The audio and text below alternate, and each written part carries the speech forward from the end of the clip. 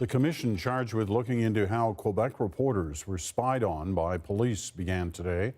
Last year, several journalists from La Presse and Radio-Canada discovered they were the subjects of warrants that let Montreal and provincial police secretly track their phone data and call logs. It was a shocking revelation and one they said put a chill on investigative journalism. As Alison Northcott tells us, some worry the damage done cannot be undone. For investigative reporter Marie-Maude Denis, confidential sources are crucial.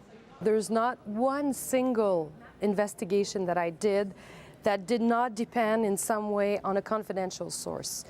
That's how we break stories that matter. She was disturbed to learn last fall that Quebec provincial police had obtained 5 years' worth of her call records, one of several high-profile investigative journalists whose phones were monitored by police.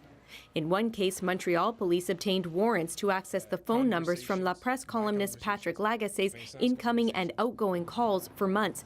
They even had access to his phone's GPS as part of an investigation into one of the force's own officers. The revelations raised serious questions about the protection of journalist sources and police practices and led the province to launch a commission of inquiry. C'est excessivement dommageable. Today, the commission heard from its first witnesses, including the leaders of 3 Quebec newsrooms who described the chilling effect the controversy has had on sources. We changed our way to communicate with them, of course, and we adopted some technology that we don't really publicize, but we know that some of them, maybe more than we know, are really afraid now to communicate. Other sources have stopped talking to us. And, new sources that would come forward, we're afraid will not come forward until this is resolved or clarified. He and others hope the commission leads to new legislation to protect sources.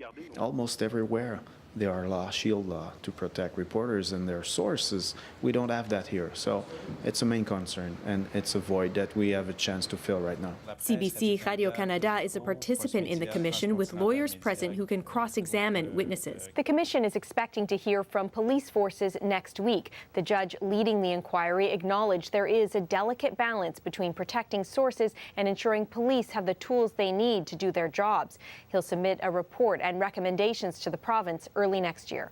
Alison Northcott, CBC News, Montreal.